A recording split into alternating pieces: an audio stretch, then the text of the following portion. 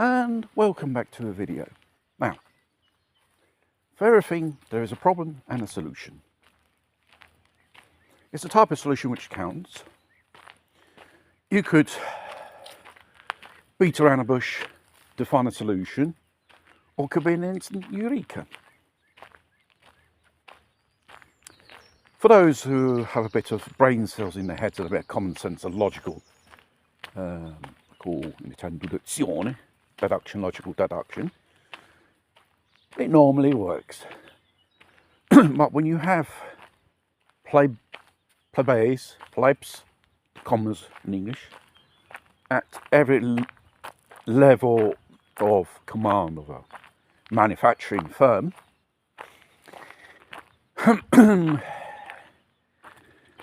they only produce ridiculous results, and for the people who are normal, who are not infected by this plebeianism, just laugh, because what the fuck are you do there for? You're paid so much and you can't do your fucking job right. This is the world we live in. And Italy is plagued with this phenomenon. Example, I work for a company which is very famous to make the scooters. You guessed it, the Vespa. Where I work is called Engine Magazines. That's where all the products from the other workshop come off the line, like the engines for various type models of scooters, the Vespa 300, Vietnam, the MP3, the Quasar, models just to to give you an example. And recently,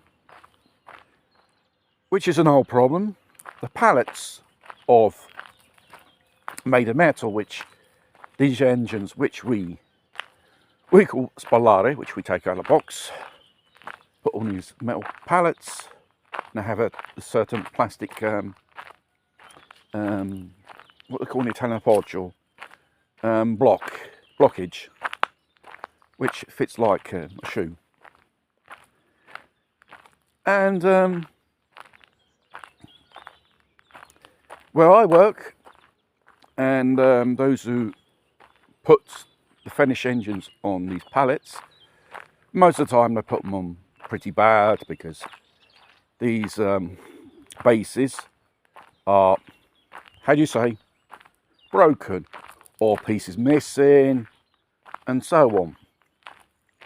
So the new stationary manager, obviously you can't criticise him that much, but is the one needs to get to the roots of the problems, needs to solve them one by one, which is pretty good.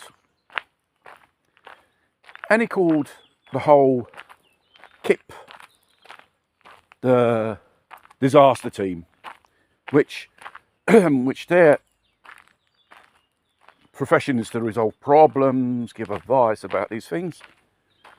And what they came out with is placing a bit of polyester with a bit of adhesive sticky back tape on the metal. The problem is it won't last, because these pallets are not kept inside. When they're empty, they're kept outside, sun, rain, humid, and various temperatures. They come off.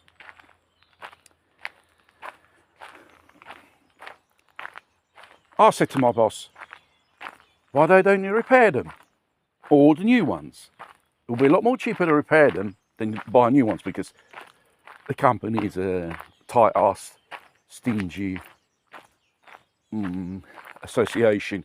Oh, we must save. That's why people have to do 3 jobs now while they make the profits. The only solution is we take pieces of various pallets, which destinate for models, because not all of them fit the engines. You do a 3D scanner of these pieces.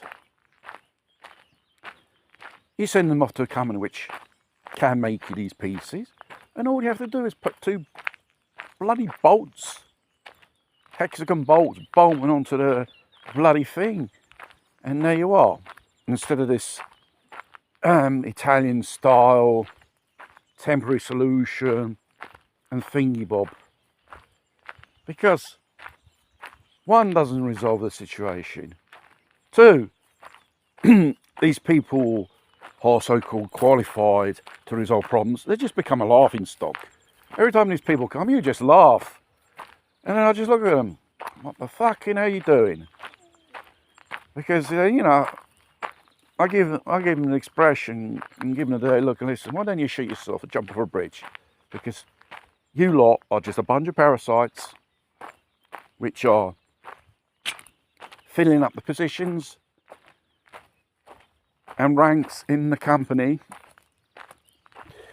which others, you don't necessarily need academic credentials, you need talent, a bit of inventive, and a bit of fantasy, and the capacity to study and find a solution, which is ideal in the end for that problem.